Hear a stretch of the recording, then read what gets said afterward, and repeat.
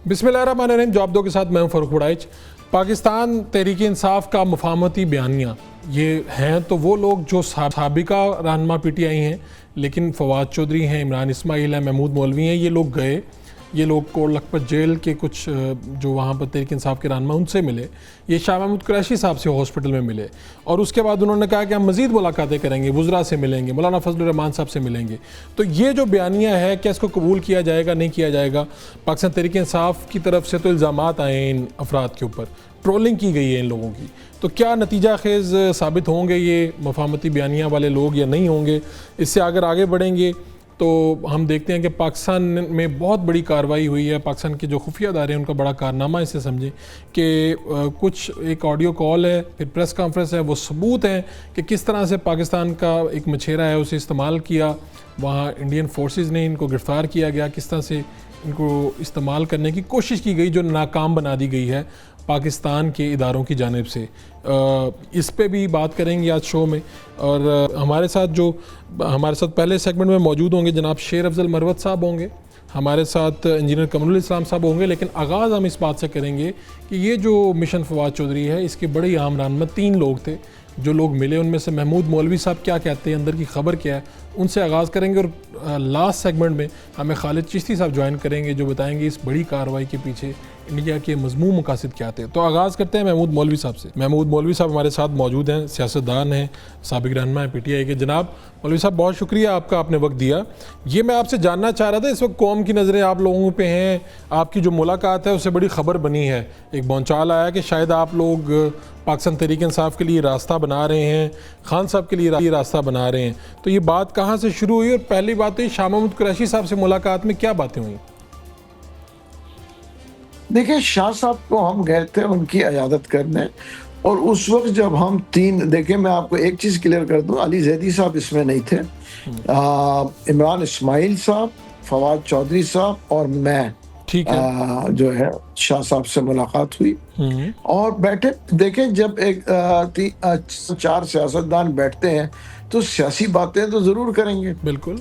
और फिर वही बात और इतनी बात और के सब लोगों का ये जो एक व्यू था कि देखें उसकी वजह कि इस वक्त टेम्परेचर को डाउन करना है, ठीक है, और जो है मज़ाहमत की सियासत में लोगों का बिलीव नहीं है, उसकी मेजॉरिटी का है वो से बिलीव नहीं है। उसकी वजह ये है कि देखें इस वक्त मुल्क काफ़ी इकोनॉमिकली बेहतर हुआ है और हम चाहते हैं कि जी मज़ीद बेहतर हो। जैसे इंटरनेशनली मुल्क का जो है फेम का जो डिग्री है वो चेंज हुई है, तो लोकल इश्यूज़ भी सॉर्ट आउट हो जाएं ताकि चीज़ें बेहतरी की तरफ जाएं जो कि आवाम के मफाद में हो। देखिए, ये जो चीज़ें जब इकनॉमी बेहतर होती है तो ये ट्रिकल डाउन इफेक्ट है, तो वो जो है आवाम के लिए बेहतर होता है। और ये हम चाहते हैं, हम पॉलिटिकल पार्टी से भी बात करना चाहते हैं जिसमें PMLN है, पीपल्स पार्टी है, JUI है, MQM है, सबसे हम बात करेंगे। उसकी वजह देखिए हर एक की अपनी जगह है और हर एक को एक दूसरे को स्पेस देना चाहिए। देखिए, पीपल्स पार्टी का एक हम आप कह रहे हैं ना, हम में मैं किसको समझूं, यानी फवाद चौधरी, इमरान इस्माइल और महमूद मौलवी साहब, या आप किसी पार्टी की तरफ इशारा कर रहे हैं? नहीं, मैं इस वक्त जो है हम 3 की बात कर रहा हूँ। ठीक है, फवाद चौधरी साहब, ठीक है ना, और इमरान इस्माइल एंड महमूद मौलवी। ठीक है। और साथ में ये भी कि शाह महमूद कुरैशी साहब की तबीयत वगैरह कैसी थी? उन्होंने आप तीनों से कोई गिला शिकवा तो किया होगा कि आप लोग तो मुश्किल वक्त में पार्टी छोड़ गए? देखिए, उनका गिला शिकवा ये था कि देखिए उनको लोग जो है इस वक्त पूछ नहीं रहे हैं, वो इतने जो है बेसिकली उनकी तबीयत ठीक नहीं है और वो बीमार हैं, वो जेल में इतने रहे, तो उनको ये शिकायत तो हर एक को होगी ना कि देखें जी लीडर्स आए और उनको पूछें। तो आप जो बात कर रहे हैं, आप मुफाहमत की बात कर रहे हैं, लेकिन ये भी एक हकीकत है कि इस वक्त जो 3 अफराद, आप समेत जो 2 अफराद मज़ीद हैं, ये सब अब पाकिस्तान तहरीक इंसाफ का हिस्सा नहीं है। ये जो अब मुफाहमत की बात करेंगे, इसको वेटेज कहाँ से मिलेगा? क्या तहरीक इंसाफ के अंदर से इसको कबूलियत मिलेगी? यानी चले डायरेक्ट मैं इमरान खान साहब का नाम लेता हूँ कि क्या वो इसको कबूल करेंगे या इससे पहले कोई पैगाम रसानी हुई है? देखें, अगर सबके इंटरेस्ट में बात हो, जी। पार्टी के इंटरेस्ट में भी हो, इमरान खान साहब के इंटरेस्ट में भी हो, आवाम के इंटरेस्ट में भी हो, तो क्यों कबूलियत नहीं करेंगे? देखिए ना, ये सबका जो है, हम सब पाकिस्तानी हैं और हम सब इस मुल्क की बेहतरी चाहते हैं और आवाम की बेहतरी चाहते हैं। मेरी कोई ज़ाती दुश्मनी तो किसी से नहीं है। तो मौलवी साहब, फिर अगर आप सोशल मीडिया यूज़ करते हैं तो आपकी इस मुलाकात के बाद तहरीक इंसाफ के जो चाहने वाले हैं उन्होंने बड़ी गहरी तनकीद की है आप लोगों पे, और उन्होंने इसे कोई एजेंडा करार दिया है एस्टेब्लिशमेंट का। इसको किस तरह से देखेंगे? देखिए, ये तो मेरा ख्याल से नेगेटिव माइंडसेट है, जो कि मैं कहूँगा माइलेज लेना चाहते हैं और अपना देखें दुकानें चमका रहे हैं। टेक्निकली अगर आप देखें ना, मैं तो खैर ये जो आप कह रहे हैं सोशल मीडिया, क्योंकि मैं जिस दौर का हूँ, हमारे दौर में सोशल मीडिया होता ही नहीं था, तो मैं इतना सोशल मीडिया से वाकिफ भी नहीं हूँ। ठीक है, ठीक है। तो अब आप कह रहे हैं कि चूँकि बात सबके इंटरेस्ट की है, यानी खान साहब समेत, हुकूमत समेत, इस्टेब्लिशमेंट सबकी, तो ये बताएं कि आपकी अगली मुलाकातें, जो कहा जा रहा है, फवाद साहब का भी स्टेटमेंट है कि वुज़रा से होंगी, क्या किससे आप मिलने जा रहे हैं? क्या अगली पेशरफ्त क्या होगी, और फिर किस किस रहनुमा से मिलेंगे, यानी अगली 1-2 दिनों में क्या देखिए, मैं जैसे मैंने कहा ना, पीएमएलएन के कुछ लोगों से मुलाकात होगी, पीपल्स पार्टी से होगी, जेयूआईएफ से होगी, मैं कहूँ एमक्यूएम से होगी। देखिए, मुलाकात करके अगर सियासी लोग बैठ के बातें करें, आपस में डिस्कस करें कि जी एक दूसरे को स्पेस तो देना ही बनता है ना। ठीक ठीक। अब आप पाकिस्तान जो तहरीक इंसाफ है, इसके बड़े यानी शाह महमूद कुरैशी साहब भी वाइस चेयरमैन हैं इस पार्टी के, और उनसे जो बात हुई, उन्होंने एक ख़त भी लिखा था, लेकिन उस ख़त को कोई ख़ास पजीराई नहीं मिली। फिर अब आप लोग मिले हैं, उनके क्या ख़यालात हैं कि जो खान साहब पे और पार्टी पे मुश्किलात हैं उसका रास्ता मुफाहमत से निकलता है? उनके क्या ख़यालात हैं? देखिए, उनके ख्यालात तो बहुत वाज़ेह है। वो जो ख़त लिखा था, वो उन्होंने अकेले नहीं लिखा था, वो जो 5 और उसमें 4 और लोगों के साइन भी हैं। जी। और आप देखें, हैंड रिटन ख़त है, कोई किसी के, उन्होंने जो लिखा था वही आज भी वो उसी के ऊपर खड़े हैं। और ये जो बाकी रहनुमा जिनकी तरफ आप इशारा कर रहे हैं, कोट लखपत में ये कैद रहनुमा हैं, डॉक्टर यास्मीन राशिद हैं, मियां महमूद रशीद हैं। जी, मेरी उनसे भी मुलाकात हुई। मेरी कोट लखपत में भी मैं गया, कोट लखपत में भी हमारी मुलाकातें हुई है। अब इस मुलाकात का क्या अहवाल है? उनके हौसले कैसे हैं, वो कैसे हैं, वो क्या सोच रख रहे हैं? देखिए, वो भी यही सोच रखते हैं, क्योंकि उसकी वजह ये है कि उनमें से 4 लोगों ने तो उसको साइन करके दिया ना, जी। तो वो वही स्टैंड पे खड़े हैं। और वैसे उनकी सेहत कैसी है? ये जो 4 रहनुमा हैं देखिए, मैं आपको बताऊं, सेहत ठीक नहीं है। जो है, एक को तो 102 103 बुखार था जब हम गए थे। उनकी, देखिए, एज में और कैद में कुछ तबीयतें भी ख़राब हो जाती है, और आजकल जो है, देखिए, डेंगू और इन चीज़ों का वबा फैला हुआ है। शाह साहब को तो अपने गॉल ब्लैडर का ऑपरेशन कराना है। तो देखिए, मतलब सेहत के लिहाज से तो मैं ये नहीं कहूँगा कि बिल्कुल सही है, मगर मुश्किलात तो बिल्कुल हैं। और ख़ास तौर पे डॉक्टर यास्मीन राशिद साहिबा भी थी इस मुलाकात में? नहीं, डॉक्टर यास्मीन राशिद साहिबा नहीं थी। ठीक है, लेकिन अब थोड़ा सा मौलवी साहब मसला है, आप इमरान खान साहब को पुराना जानते हैं, इस वक्त मसला ये है कि आपकी डायरेक्ट कम्युनिकेशन उनके साथ भी नहीं है, और आप बात तो यानी देखें, जब भी आपका हवाला होगा, तहरीक इंसाफ का हवाला आएगा, वो आपकी ये जो सारी आप बात कर रहे हैं टेम्परेचर कम करने की, उनके वकला जाएंगे अगले जब भी मुलाकात होगी, जब वो उन्हें बताएंगे और जो वो तासुर देंगे, उसके जवाब में जो अगर जवाब आ जाता है तो उसको किस तरह से फेस करेंगे आप लोग, अगर वो आपकी इस बातों को, इस मुलाकातों को वेटेज ही नहीं देते खान साहब? तो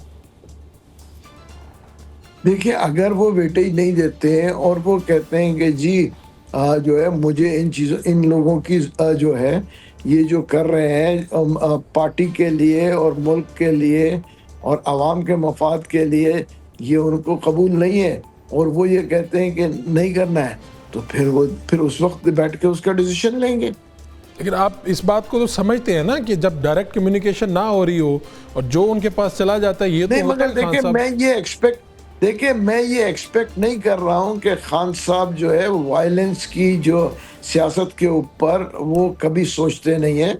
देखिए, मैं पार्टी में रह चुका हूँ, कई अरसा रहा हूँ। वो PTI was never a violence party. अच्छा, अब अब आप जब ये बात कर रहे हैं तो एक तरफ सोहेल आफरीदी साहब को भी जहन में रखिए, जो बयानात दे रहे हैं, बड़े सख्त बयानात दे रहे हैं, तो आप मुज़ाहमत और ख़तरनाक बयानिए के दरमियान में आप मुज़ाकरात की बात लेकर आए हैं। कितने फ़ीसद आपको कामयाबी के इम्कानात लग रहे हैं? देखिए, नीयत साफ, मंजिल आसान। मैं चीज़ों को बेहतरी की तरफ देख रहा हूँ और जो कि सबके मफाद में बेहतर रहेगा। और पाकिस्तान, आप यानी आपका एजेंडा एक तो ये आपने कह दिया टेम्परेचर कम करें, पाकिस्तान के हालात को बेहतर करें, उसमें इमरान खान की रिहाई भी शामिल है? देखिए, जब चीज़ें बेहतरी की तरफ से जाएगी तो बहुत सारी चीज़ें बेहतर हो जाएंगी। और जो मेरा सवाल था वो दरमियान में इस तरह से रह गया कि आप हुकूमत से या दीगर जो पार्टियां हैं, किन से आपकी मुलाकातें तय हो चुकी हैं, जिनसे मिलने जा रहे हैं? देखिए, अभी देखिए हम बात कर रहे हैं, जैसे मैंने पार्टीज का पहले भी नाम लिया, हम उन सबसे बात करेंगे कि देखें जी, इसको जो है हर एक जो कि मैं कहूँगा कि जी स्पेस देना चाहिए सारी पॉलिटिकल पार्टीज को। सबकी एक एग्जिस्टेंस है और सबकी एक अपनी वैल्यू अपनी जगह है। देखिए, पीपल्स पार्टी की वैल्यू अपनी जगह है, पीटीआई की अपनी जगह है, पीएमएलएन की अपनी जगह है, जेयूआईएफ की अपनी जगह है, हर एक की अपनी जगह मुकर्रर है। तो ये कहना है कि जी मैं पूरा का पूरी जगह ले लूँगा, तो स्पेस तो सबको मिलना चाहिए। कोट लखपत जेल में जो कैद हैं रहनुमा और शाह महमूद कुरैशी साहब, जिनसे भी आपकी मुलाकातें हुई हैं, सब उसी ख़त के साथ हैं, यानी बातचीत होनी चाहिए, मुफाहमत के जरिए रास्ता? बिल्कुल, मैं बड़ा क्लियर हूँ। देखिए, मैंने उनसे बात की, वो अपने ख़त के ऊपर ही खड़े हैं। ठीक। कोट लखपत जेल में हसान न्याजी भी हैं, कहीं पे उनके साथ भी मुलाकात हुई है आपकी कहीं पे? नहीं भैया, मेरी मुलाकात नहीं हुई। कोई ऐसी स्टेटमेंट नहीं दूंगा कि गलत। ठीक है। और आप चले, आपने कहा जी हमारी नीयत बिल्कुल साफ़ है और मंजिल इंशाल्लाह हमें मिल जाएगी। हम भी पूरी उम्मीद हैं कि आप इस तरह से इसे कम करें। इस बीच में आप कहीं पे चेयरमैन जो पीटीआई हैं मौजूदा या अलीमा खानम साहिबा, इनसे भी कोई रब्ता करेंगे, बैरिस्टर गौहर या अलीमा साहिबा से? देखिए, हो सकता है, क्यों नहीं। उसकी वजह ये है कि हम सब जो है एक दूसरे को बहुत अच्छी तरह जानते हैं। देखिए, अगर मुलाकात करें और सबके मफाद में होगा तो बिल्कुल वो हमसे मुलाकात करेंगे, क्यों नहीं करेंगे। ठीक है। और आपका कोई पैगाम है, आप यानी अब आप मुखातिब हैं, चलें इसी के ज़रिए टीवी के प्लेटफार्म से आवाम को, उन लोगों को ख़ास तौर पे जो आप पे तनकीद कर रहे हैं, कुछ लोग कह रहे हैं इस्टेब्लिशमेंट ने भेजे हैं ये लोग, उनको क्या पैगाम देना चाहेंगे? देखिए, एक चीज मैं बता दूं, एक तो ये नेगेटिव प्रोपेगेंडा ना करें, ये मुल्क के मफाद में नहीं है। और जहां तक अभी मैंने कहा ना, हर जो है ना इदारे की भी अपनी जगह है, एस्टेब्लिशमेंट भी एक हकीकत है, उनकी भी अपनी जगह है। बिल्कुल ठीक है। मौलवी साहब, बहुत शुक्रिया, आपने वक्त दिया और जो आपकी मुलाकातें हैं उस हवाले से आपने तफसील से हमें बताया कि क्या क्या बातें हुई। एक ब्रेक लेंगे, ब्रेक से वापस आएंगे तो हमारा पैनल मुंतज़िर होगा। पाकिस्तान मुस्लिम लीग नून से इंजीनियर राजा कमरुल इस्लाम होंगे, शेर अफजल मरवत साहब होंगे। गुफ्तगू करेंगे ये जो हालात हैं पाकिस्तान तहरीक इंसाफ के लिए, रास्ता कहाँ से निकलेगा, कैसे निकलेगा, क्या ये जो मिशन है जिसमें फवाद चौधरी हैं, इमरान इस्माइल हैं, महमूद मौलवी, ये कामयाब होगा या नहीं। Come back. अभी ये जो मफाहमत और मुज़ाहमत के दरमियान में कोई बात चल रही थी कि मुज़ाहमत होगी या मफाहमत, कौन सी चीज़ ये होगी। महमूद मौलवी साहब हमारे साथ थे, बात कर रहे थे। ये वही 3 लोग हैं जो शाह महमूद कुरैशी साहब से मिले, कोट लखपत जेल में गए, ये सारी बातें करते हैं। हमारे साथ शेर अफजल मरवत साहब हैं, मेंबर कौमी असम्बली हैं। हमारे साथ इंजीनियर कमरुल इस्लाम राजा साहब हैं, रहनुमा मुस्लिम लीग नून और मेंबर कौमी असम्बली। जनाब, पहले शेर अफजल मरवत साहब, मैं आपसे आगाज़ करूँगा।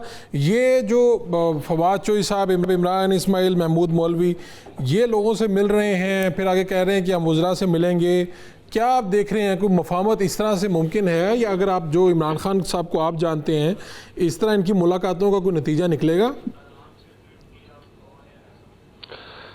बहुत शुक्रिया।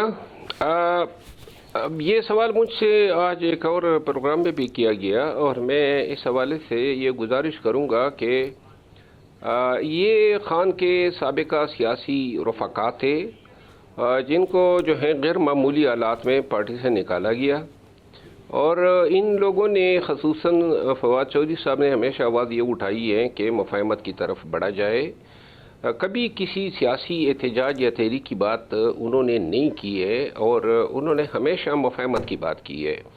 इसमें कोई शक नहीं है कि जो लोग पार्टी से निकलवाए गए या निकाले गए 9 मई के बाद, वो सियासी लोग थे और उनकी काफ़ी सियासी फ़हम और सियासी बसीरत थी। शाह महमूद कुरैशी साहब के साथ उनकी मुलाकात जो है वो मैं ये समझता हूँ कि किसी तहरीक के लिए नहीं थी, बल्कि चूँकि इनकी ख्वाहिश है कि ये दोबारा पार्टी में आए, और चूँकि शाह महमूद साहब ने काफ़ी अरसा निकाला, इनके फार्मर कुलीग थे कैबिनेट में और काफ़ी अरसा जेल में निकाला है, तो लिहाजा एक खैर सगाली के तहत इन्होंने विज़िट किया है। मुझे इसके कोई खातिर खा कोई सियासी अज़ाइम इसके पीछे नज़र नहीं आ रहे हैं, माँ सिवाय इसके कि आइंदा आने वाले वक्त में जब भी पार्टी को जो है रीग्रुप करना होगा तो इन लोगों के लिए ऐसे स्पॉट्स हो जो सॉफ्ट कॉर्नर पाए जाए जहाँ पे। तो यानी ये जो मुलाकात है शाह महमूद कुरैशी साहब वाली और कोट लखपत जेल वाली, आप कह रहे हैं कि ये इसलिए है कि इनकी पार्टी में वापसी कैसे होगी, ये जो लोग चले गए थे? जी हाँ, तो ये दूसरी बात इसमें ये भी है कि शाह महमूद साहब जो हैं वो भी ये चाहते होंगे कि पार्टी में जो है उसके तुफेल जिनके साथ भी नेकी हो वो लोग आए, ताकि उनकी पार्टी में आने वाले वक्त में सियासी तौर पे वो मुस्तहकम रहे। इसको पाकिस्तान तहरीक इंसाफ की मौजूदा क़यादत और फिर इमरान खान, सवाल ये आएगा कि वो किस तरह से देखेंगे अगर ये कोशिशें हैं, फिर इन पे इल्ज़ामात अभी से लगना शुरू हो गए हैं कि सारा चक्कर तो कहीं और से इन्हें भेजा गया है, चलें कि आप कुछ करें। शाह महमूद कुरैशी साहब जो हैं उनका अलमिया ये है कि पाकिस्तान तहरीक इंसाफ में कभी भी उनको दिल से जो है वो नहीं किया गया है। ठीक है। बावजूद इसके कि भी वो उन्होंने 2 साल लगभग जेल गुजारी है, लेकिन माजी के मुझे खुद ज़ाती तौर पे ऐसे तजर्बे हुए हैं कि जिसके हवाले से मैं ये कह सकता हूँ कि उनकी जो कद काट है, उनकी जो माजी में सियासी पोजीशन रही है, इस हवाले से उसको एक पोटेंशियल ख़तरा तस्वूर किया गया है और बदी वजह जो है बाज़ औक़ात उनकी ट्रोलिंग भी करवाई गई है।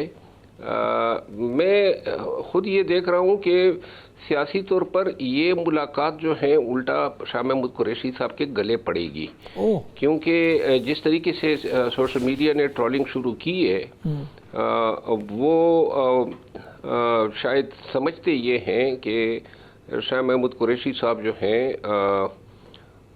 वो पार्टी में अपनी पोजीशन मुस्तहकम कर रहे हैं, लेकिन ये हैं कि फवाद चौधरी साहब और उनके दोस्तों ने तो जिस सोच के तहत उनके पास जाके विज़िट किया, एक शहर सगाली के सोच के तहत, इस का शायद शाह महमूद साहब को इतना फ़ायदा नहीं होगा जितना फ़ायदा विज़िटर को होगा।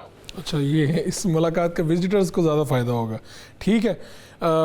अपना इंजीनियर साहब, यही जो बात हम कर रहे हैं वो कह रहे हैं ये जो 3 रुकनी वफद है, मैंने उनसे पूछा भी है, महमूद मौलवी, इमरान इस्माइल, फवाद चौधरी, ये कह रहे हैं जी हम टेम्परेचर कम करना चाहते हैं, जो पाकिस्तान का माहौल है, मैं तो इसे अच्छा, अगर कोई बात अच्छी करेगा कि यार टेम्परेचर कम हो, क्या हुकूमत भी इस तरह से सोचती है? उन्होंने कहा जी हम हुकूमत से भी मिलेंगे, वज़रा से भी मिलेंगे, क़यादतों से भी मिलेंगे, तो हुकूमत में क्या सोच पाई जाती है, और अगर इस तरह से लोग निकलते हैं तो इसको आप किस तरह से देखते हैं? देखिए, हुकूमत ने तो अपनी इंटेंट को, अपने इरादे को, नीयत को कभी खुफिया नहीं रखा, हमेशा इस बात का इजहार किया है कि हम टेम्परेचर कम करना चाहते हैं। यानी आप इसी से अंदाज़ा लगा लें कि एट द हाइट ऑफ अभी जो फ्लैम्स थे और जो एक शोले नहीं उन्हें कहना चाहिए, एक अलाव है, और उसके अंदर भी प्राइम मिनिस्टर ने चीफ मिनिस्टर केपी को ना सिर्फ मुबारकबाद दी बल्कि भरपूर ताउन का यकीन दिलाया, आया या नहीं उन्हें यकीन, लेकिन लिहाजा हुकूमत का तो इंटेंट में कोई किसी को शक व शुबा नहीं होना चाहिए। जब यही हुकूमत अपोजिशन में थी तो तब भी वज़ीर आज़म, उस वक़्त के वज़ीर आज़म को, इमरान खान साहब को, उस वक़्त के लीडर ऑफ अपोजिशन ने असेंबली में भी कहा था कि आप कदम बढ़ाएं और हम मिसाक मईशत करें और मुल्क को आगे लेके जाते हैं, चलें पिछली चीज़ों को भूल के। तो इसलिए, और फिर जब हुकूमत बनी तो तब भी बार बार मुज़ाकरात का डोल डालने की कोशिश हुकूमत की तरफ से हुई। अभी ताज़ा मैंने मिसाल दे दी। तो ये तो कोई, अब मसला तो सिर्फ ये है कि जो मुलाकात जिसका जिक्र हुआ, एक तो चौधरी फवाद साहब और इवन चौधरी फैसल साहब ऑन रिकॉर्ड है कहते हुए कि तो मुलाकातों का बहुत है गिला कि जी फलां की नहीं हो पा रही और फलां की हो रही है, लेकिन जो लीडरशिप वहां पे है, शाह महमूद कुरैशी समेत सीनियर लीडर्स उनसे मिलने कोई नहीं जाता। तो वो तो शायद जैसे मरवत साहब फरमा रहे हैं इसी नीयत से गए होंगे। सवाल तो यह है कि जो 3 लोग मिलने गए हैं ये किस हद तक रेलेवेंट है, किस हद तक उस अलाव को या उस तपिश को कम करने में उनका किरदार हो सकता है, बिलखसूस उन हालात में कि जब कोई रैशनल की बात, लॉजिक की बात, रीजनिंग की बात सुनने को जो है वो तैयार नहीं है, चाहे वो ट्रोलिंग करने वाला ब्रिगेड है, चाहे लीडरशिप सीनियर है, या इस वक्त जिन लोगों के हाथ में है। ये इस किस्म की तो बहुत सी बातें जो है इवन पार्टी की क़यादत में लोगों ने की और उसका एविडेंस सामने आया, और उन्होंने मायूसी का भी इजहार किया जब बानी पीटीआई ने उनकी बातें नहीं मानी। यानी 2 दफ़ा तो शायद सेक्रेटरी जनरल का रेजिग्नेशन आया था और फिर उन्होंने दोबारा उनको काम जारी रखने का कहा था। तो ये बुनियादी तौर पर ये इतनी कॉम्प्लिकेटेड चीज़ है, और इसकी जो बुनियाद है वो रवैये हैं, वो हॉकिश एटीट्यूड्स हैं, और उसकी नाकामी अब हो रही है। अब तो तरीके इंसाफ में एक वसी हल्का है जो ये बात कर रहा है कि सियासत रास्ता निकालने का नाम है। जब आप इस हद तक चले जाएंगे कि मुल्क दुश्मनों के साथ जो है वो हाथ मिलाने के एविडेंस सामने आना शुरू हो जाएं अंदरूनी हालात के तनाजुर में, तो फिर बातें जो हैं वो आईब्रोज उठती हैं और इस वक्त जमात में उठ रही हैं। ये आपका ये जो नुक्ता नज़र है, वैसे मैं ये मरवत साहब ये जो बात है ना, जिसमें एक बात ये भी कर रहे हैं इंजीनियर साहब भी कि वज़ीर आज़म साहब ने तीसरी मरतबा ये बात की कि हमें मिलकर चलना चाहिए, सोहेल आफरीदी साहब के हवाले से ख़ास तौर पर वो तो कहते हैं इश्क़ अमरान में मारा जाऊँगा। आपने भी कहा कि भाई वो वर्कर आदमी है, सख्त जान है और टफ़ टाइम देंगे, लेकिन बात ये है कि सूबा फिर ऐसे नहीं चलेगा। यानी अगर फेडरल गवर्नमेंट और इस्टेब्लिशमेंट और फिर हालात सूबे के, तो ऐसे में तो सोहेल आफरीदी साहब के लिए तो फिर चैलेंजेस ही हैं कि आगे मुश्किलात से मुश्किलात ही हैं। ये जो पेशकश है वज़ीर आज़म की, इसको कैसे देखते हैं? देखिए, मैंने ये कभी नहीं कहा है कि वो टफ़ टाइम देंगे।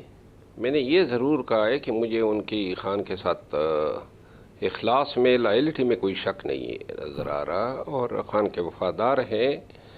ये टफ़ टाइम जो है ये तभी दिया जा सकता है जब पार्टी जो है वो मुत्तहिद हो, पार्टी में गिरोहबंदियाँ न हो, पार्टी में साजिशें न हो।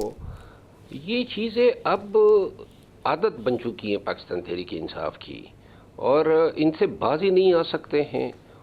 और चाहे कोई भी लम्हा क्यों ना हो, माजी में ऐसे मौके आए जहाँ पे खान को छुड़ाया जा सकता था, लेकिन मैं अब शायद समझता हूँ कि खान को न छुड़ाना भी 1 मिलियन तो 50-40 मिलियन डॉलर की एक इंडस्ट्री बन चुकी है। बहुत सारे लोग सोशल मीडिया पे करोड़ों रुपए माहाना कमा रहे हैं, यही झूठ बोलते हैं रोज़ाना कि आज ये हुआ, आज वो हुआ। और पाकिस्तान तहरीक इंसाफ जो है मसालियत पे हुकूमत, इस्टेब्लिशमेंट और पीटीआई आपस में एतमाद एक दूसरे का खो चुके हैं। जब हुकूमत को ज़रूरत थी बातचीत करने की, उस वक़्त हमने फ़ायदे नहीं उठाए, या इस्टेब्लिशमेंट को जब ज़रूरत थी और जहां हम इसको मंतकी अंजाम तक पहुंचा सकते थे। अब हुकूमत को ज़रूरत नहीं है, उसकी इंटेंशन बड़ी वाज़ेह है, और न इस्टेब्लिशमेंट को ज़रूरत है पीटीआई के साथ मसालियत की, क्योंकि मसालियत तभी वो करते जब इनको अंदेशा हो कि लाखों लोग जो हैं सड़कों पे निकलेंगे खान की रिहाई के लिए। ये होता हुआ मुझे नज़र नहीं आ रहा है। चाहे नवंबर आ जाए मुझे तो अब ये अंदेशे पैदा हो गए हैं कि शायद नवंबर में कोई तहरीक की काल भी नहीं होगी। अच्छा। क्योंकि तहरीक चलाने के लिए एक तो जो मैकेनिज़्म या जो प्लानिंग है, स्ट्रेटजी है, वो अभी तक फील्ड पे नज़र नहीं आ रही है। दूसरी बात ये है कि 90% लोग जो सुहेल अफरीदी साहब के आसपास नज़र आ रहे हैं वो सारे मुफाहमत की बातें कर रहे हैं उनको, और सुहेल अफरीदी साहब के चेहरे के गिर्द गड़े पड़ चुके हैं, क्योंकि एक तरफ उनसे जो तवक्को खान की हैं और जिस कमिटमेंट के तहत उनको लाया गया वो नवंबर में 24 नवंबर को एहतजाज है, और दूसरी तरफ जो है मेरा ख्याल है कि बड़ा वाज़ेह पैगाम दिया गया है केपी हुकूमत को कि कोई भी एहतजाज जो है वो केपी की हुकूमत को जो है वो लपेट देगा। तो लिहाजा अब इन हालात में क्या स्ट्रेटजी आती है, क्या वो कमिटमेंट पूरी होती है, या फिर मसलतों के तहत ये अभी जो नए आइडियाज़ आ रहे हैं कि मुल्तान में, हैदराबाद में, कराची में जलसे करेंगे और लोगों की तवज्जो उधर डाइवर्ट करेंगे। बल्कि मैंने तो ये सुना है कि अब ये मकामात में जलसों की इजाज़त जो है तलब की जा रही है, ताकि 24 नवंबर को जो रैलीज़ की कमिटमेंट्स हैं उससे तवज्जो हटा के इन मामलात पे लोगों को लगाया जाए। यूँ बलिहाज मजमूई मुझे कोई टफ टाइम जो है वो हुकूमत को देता हुआ केपी जो हुकूमत है वो नज़र नहीं आ रहा। ये जो आप पहले बात कर रहे थे कि मैं जानता हूँ शाह महमूद कुरैशी साहब की कबूलियत के हवाले से, यानी उसमें खान साहब शामिल हैं? खान साहब ने ख़ुद भी उनको इस तरह से कबूल नहीं किया? पार्टी में तो हल्का है जो नहीं उनको इस तरह से समझता, हालांकि वो वाइस चेयरमैन है, आप तो करीब रहे, सीनियर नायब सदर रहे हैं PTI के। खान साहब के भी उनके हवाले से इसी तरह के ख्याल आते हैं? अब मेरा ख्याल है कि शाह महमूद कुरैशी साहब जो हैं पाकिस्तान तहरीक इंसाफ में हर बंदे को जो है कद काट जो है वो एक हद तक रखनी चाहिए, और शाह महमूद साहब जो हैं वो कुछ ज़्यादा पसंदीदा अफराद में से नहीं है खान साहब के सर्कल्स में। ओह अच्छा, ठीक हो गया। कमरुल इस्लाम राजा साहब, ये जो बात है ना, शेर अफजल साहब तो वहाँ से पार्टी में सब कुछ देख रहे हैं, उन्होंने कहा कि एक तरफ है एहतजाज करो, पार्टी की तरफ से प्रेशर है वो, और दूसरी तरफ नीचे तंजीम नहीं है ये वो, तो हालात तो उसी तरफ फिर जाते नज़र आते हैं, यानी ख़राबी ही पैदा हो रही है। हुकूमत चाहती है कि वो लेकर चले सुहेल अफरीदी साहब को, तो अगर यही सूरत हाल को निकलती है, एहतजाज वाली कोई चीज़ की तरफ बढ़ते हैं, तो फिर आप इसके क्या नतीजे देखते हैं? देखिए, पहली बात तो यह है कि ये जो नुस्खा है, नुस्खा कीमिया एहतजाज का जी, ये इसको सक्सेसिव अटेम्प्ट्स में ये बुरी तरह फेल हुआ है, और हर दफ़ा जब अगली अटेम्प्ट हुई, अगला हमला उसे कह लें, अटेम्प्ट कह लें, एहतजाज कह लें, रैली कह लें, वो जब भी वो पहले की निस्बत जो है वो उसकी जो अपनी अफादियत थी अपोजिशन के लिहाज से वो कम होती गई, और फिर एक ऐसा टाइम भी आया कि जब आवाज़ें दे रहे होते थे और लोग नहीं होते थे।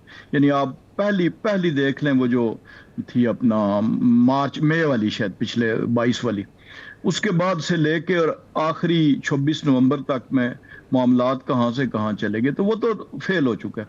जहाँ तक बिल्कुल मरवत साहब, चूँकि जाहिर है ये जितने ये आगाह हैं या इनका जो इंफॉर्मेशन लेवल है ये उन्हीं सर्कल्स की मामलात से आगाह है, इनकी राय साहिब है, लेकिन जो हम बाहर से भी देख रहे हैं, यानी ऑब्जर्वर्स, तज्जिया नगार, वो भी इस बात को सेकंड करते हैं कि वो सारे लोग कि जिनका पहले PTI में आने से पहले एक सियासी कद काट था, उनकी अपनी सियासी और समाजी पोजीशन भी थी, सियासी हलकों में एक पहचान भी थी, कोई कबूलियत भी अपने अपने पॉलिटिकल पार्टीज में उनकी बात को सुना जाता था, उन सारों को डिग्रेड किया गया किसी न किसी हवाले से। जहांगीर तरीन साहब से लेके तो अलीम खान साहब तक देख लें, परवेज इलाही साहब को देख लें, यानी परवेज इलाही साहब ने शायद जिंदगी में पहली दफ़ा एक इतनी ज़्यादा स्टेड फास्टनेस के तहत और अज़्म के साथ जो है जेल काटी और भरपूर तरीके से अपनी फैमिली में स्प्लिट डलवाई। आप वरना कोई सोच सकता था कि चोरी शुजात हुसैन और चोरी परवेज इलाही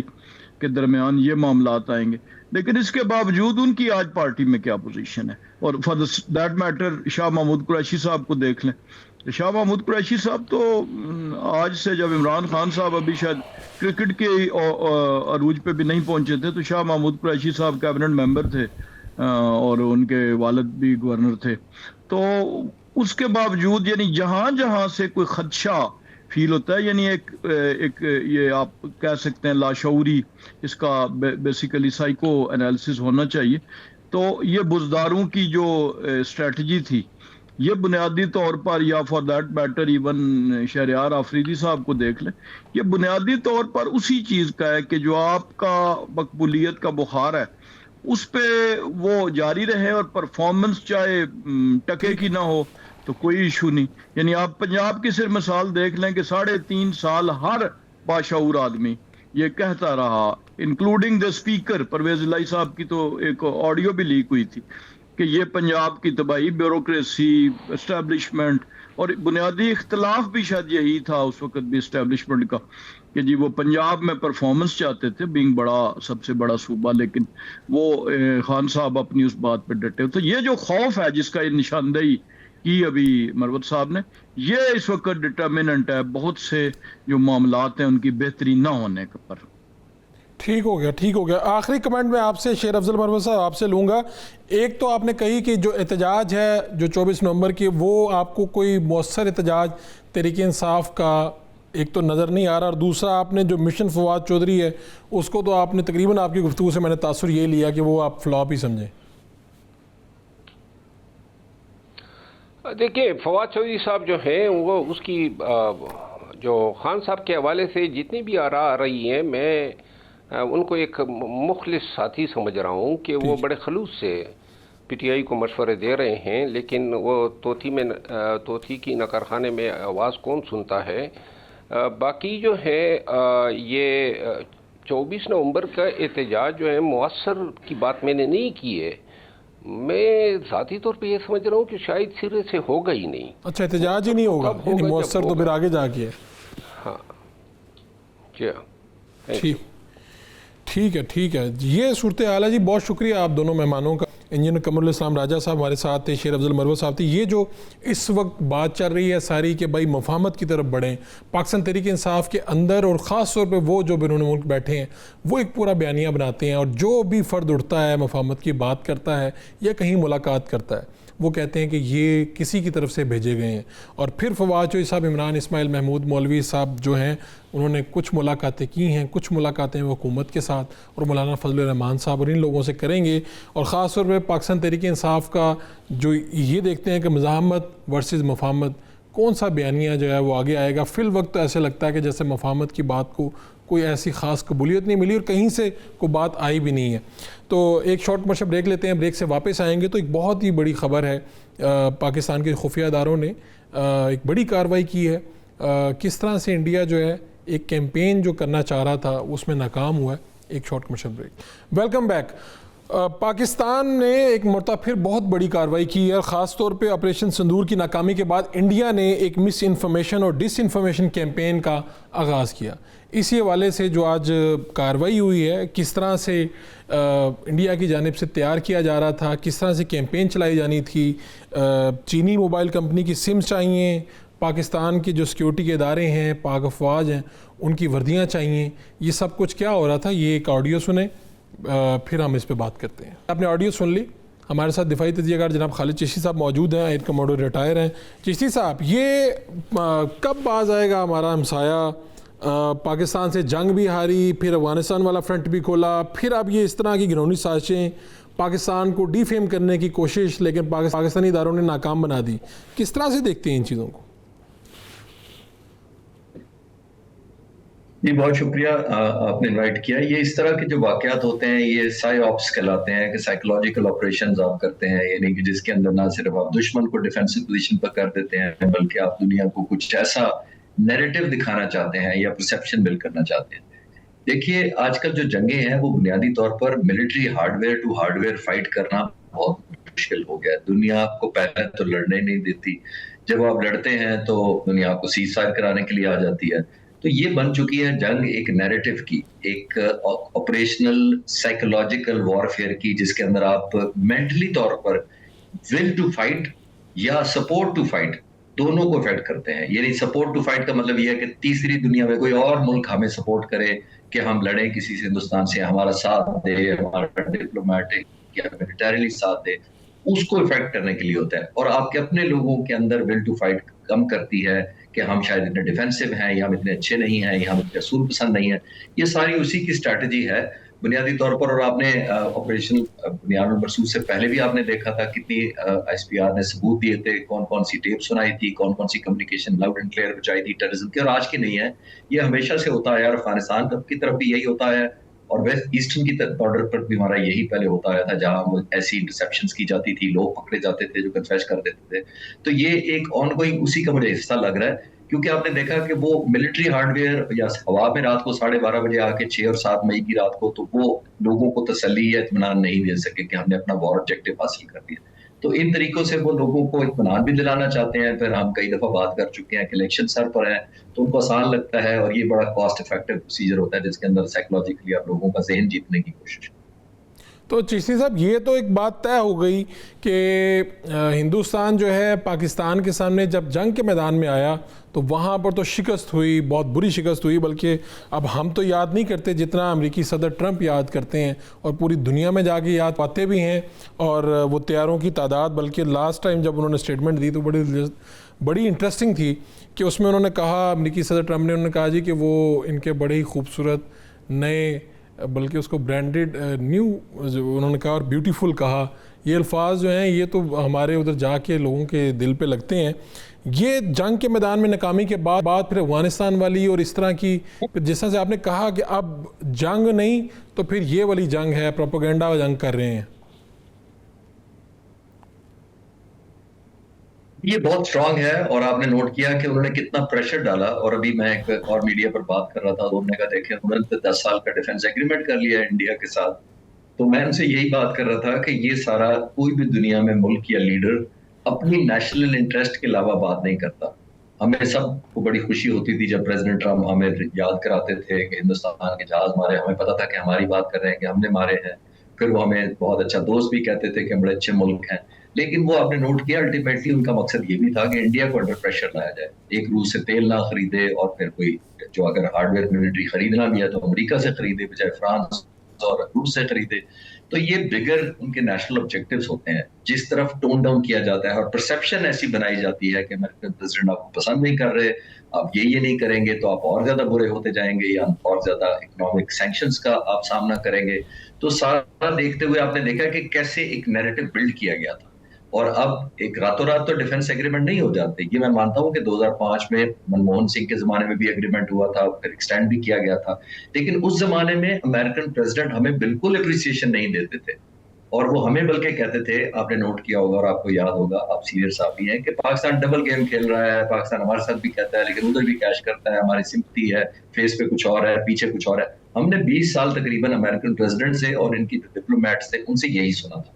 लेकिन इस दफा जो सरप्राइज एलिमेंट वो ये जरूर था कि उन्होंने एक तरफ हमें बहुत खुश रखा, एक ऐसे ऐसे जुमले बोलते थे, 7 ब्रांड न्यू ब्यूटीफुल एयरक्राफ्ट, तो हमें उस फूड फील में रखा कि हम शायद परसीव करना शुरू कर दें कि अमेरिका हमारा ही दोस्त है। लेकिन मैं आपके व्यूअर्स के आसानी के लिए अर्ज करता चलूं, as a student of strategy, दुनिया में कोई दोस्ती बगैर नेशनल इंटरेस्ट के नहीं होती। और दूसरा, कोई मुल्क आपसे दोस्ती किसी और से नाराजगी की कॉस्ट पर नहीं करता। उसका मतलब ये नहीं होता कि हमारे से दोस्ती है, उसका मतलब है दूसरे से नाराजगी हो गई। सऊदी अरब में तकरीबन 28 लाख इंडियन काम करते हैं, बड़ी हाई इंपॉर्टेंट पोजीशंस पर काम करते हैं। सऊदी अरब से हमारा डिफेंस एग्रीमेंट हुआ, हमारी इंडिया से दुश्मनी अभी जंग खत्म हुई, तो सऊदी अरब ने किसी इंडियन को नहीं निकाला होगा कि क्योंकि हमारी दोस्ती होगी पाकिस्तान से तो अब आप चले जाए यहाँ से। हर मुल्क अपनी नेशनल इंटरेस्ट के हिसाब से, economic interest, bilateral relations, diplomatic relation, उनके हिसाब से वो डील करता है। तो वो जितना मर्जी मुआहदा कर लें, लेकिन मेरा नहीं ख्याल इतनी जल्दी वो अपनी मिलिट्री एयरफोर्स डेवलप कर सकेंगे। इवन अमेरिकन सपोर्ट अगर आ भी जाए, इतनी जल्दी ऑपरेशनलाइज या इंटीग्रेशन नहीं हो पाएगी। तो इस तरह की जो डील है चिश्ती साहब, ये जैसा आपने कहा ना, रातों रात तो नहीं होती, ये तो कितना ही पहले चाहिए होगी बातचीत, और किस तरह से ये, यानी ये महीनों की बात भी नहीं लगती जो ये डील क्लोज हुई, और कितनी को बड़ी कामयाबी है वैसे इसे किस तरह से देखा जाएगा ऑडियंस के लिए, मैं पूछ रहा हूँ। सर देखिए, ये डेफिनेटली जो मैं समझ पाया हूँ, ये इंसेंटिव बिहाइंड द बैकडोर दिया जा रहा होगा। जो हमें दिखाया जा रहा था वो ये था क्वेश्चन, प्रेशर, नापसंदीदगी, और सैंक्शंस और थ्रेट्स हमें ये दिखाया जा रहा था, but behind the door carrot and stick जिसको कहते हैं, तो उनको बताया गया होगा कि देखो अगर ये बात हमारी मान लोगे, रूस से तेल बंद कर दोगे, रूस से असला बंद कर दोगे, क्लोज कोलैबोरेशन बंद कर दोगे। आपने नोट नहीं किया चाबहार जो बंद कुछ कर चुके थे, उन्होंने 6 महीने की एक्सटेंशन दे दी, उनको काम कंटिन्यू करे। तो ये किसको सपोर्ट हुई है? इनडायरेक्टली वो अफगानिस्तान को सपोर्ट नहीं हुई, वो हमें हमारे खिलाफ ये जाएगा। अगर चाबहार पे हिंदुस्तान अगर दोबारा काम करता है तो उसका तो सीधा एक रेल ट्रैक बन रहा है अफगानिस्तान की तरफ, तो पोर्ट से जो सप्लाई जाएगी हमें ये था कि 70% ट्रेड हमारे मुल्क के थ्रू से होता है। हम अगर वाघा बॉर्डर नहीं खोलेंगे तो इंडिया अफगानिस्तान में गुड्स नहीं पहुंचा सकता। लेकिन आप देखें जब आप 6 महीने के लिए सैंक्शन उठाएंगे, फिलहाल कह रहे हैं, जिसका मतलब एक्सटेंडेबल भी है। तो ये आपने नोट किया, हर मुल्क को अंडर प्रेशर लाते हैं, और ये आज का नहीं है, कोई अनयूजुअल नहीं है, जैसे मैंने कहा। लेकिन जो हार्डवेयर की आप बात कर रहे हैं, इससे पहले चिनूक हेलीकॉप्टर C-130 अमेरिका इनको दे चुका है, और भी इलेक्ट्रॉनिक और दूसरी डिजिटल टेक्नोलॉजी फराहम की है अमेरिका ने इनको। लेकिन F-35 जहाज का एक दफा ऑफर हुई थी और न्यूज में भी आया था और आपने सुना होगा, लेकिन F-35 मेरे नॉलेज के मुताबिक इंडियन एयरफोर्स नहीं लेना चाहती, तो वो समझती है कि बहुत महंगा जहाज है मेंटेन करना। पहली बात, 1 घंटे की सॉर्टी उस जहाज की कहते हैं तकरीबन, जो मैं भी कैलकुलेट कर रहा था, तकरीबन 30 लाख रुपए इंडियन बनती है 1 आवर। तो पूरा स्क्वाड जब उड़ा करेगा तो आप अंदाजा लगाए इंडियन इकोनॉमी पे क्या बर्डन होगा, नंबर 1। दूसरा, आपने देखा कि एक राफेल उन्होंने इंडक्ट नहीं कर पाए 5-6 साल में, तो ये तो स्टेल्थ जहाज है, स्टेट ऑफ द आर्ट, मेरा ख्याल है one of the best in the world. तो इसको इंटीग्रेशन करने के लिए बहुत ज्यादा ना सिर्फ ट्रेनिंग चाहिए, बहुत ज्यादा ऑब्वियसली स्किल डेवलप करनी पड़ेगी उनको, और बहुत ज्यादा टेक्नोलॉजी की महारत करनी पड़ेगी। तो ये सारा उस वक्त बेहतर हम पोजीशन में डिस्कस कर सकेंगे, हमें पता लगे कि ये अनफोल्ड डिफेंस एग्रीमेंट किस शक्ल में हो रहा है। ये सिर्फ सिंबॉलिक है, मिलिट्री एक्सरसाइजेज हैं, रेड फ्लैग अमेरिका एक एक्सरसाइज करता है इंडिया के साथ और रेगुलर करता है, वो पहले ही करता आया वही है, या इसका मतलब कुछ हार्डवेयर और फाइटर जहाज भी शामिल है, तो उस पर हम बेहतर कमेंट कर सकेंगे बात। ठीक है चीसी साहब, आपका बहुत बहुत शुक्रिया। आपने इस हवाले से भी, ये भी बहुत सवालात हो रहे थे, और ख़ास तौर पे ये कि पाकिस्तान ने एक मरतबा फिर भारतीय प्रोपेगेंडा मुहिम भी नाकाम बना दी, और पाकिस्तान के जो खुफिया अदारे हैं, ये उनका कारनामा है कि उन्होंने वो मुछेरा जो हमारे ख़िलाफ़ इस्तेमाल किया जाना था उसको बर वक्त पकड़ा भी, और ये सबूत भी पूरी दुनिया के सामने भी रखे हैं कि एक मरतबा फिर हमारे ख़िलाफ़ एक कैंपेन चलने वाली थी, जिसमें पाकिस्तानी जो सिक्योरिटी फोर्सेस हैं उनकी वर्दियाँ, फिर चीनी जो मोबाइल कंपनी है उनकी सिम्स, ये क्यों किया जा रहा था ये सारा अरेंजमेंट? ये इसी तरह का कोई ड्रामा करना था, इसी तरह का कोई प्रोपेगेंडा करना था जो वो नहीं कर सके। इंशाल्लाह फिर मुलाकात होगी अल्लाह ने के बाद।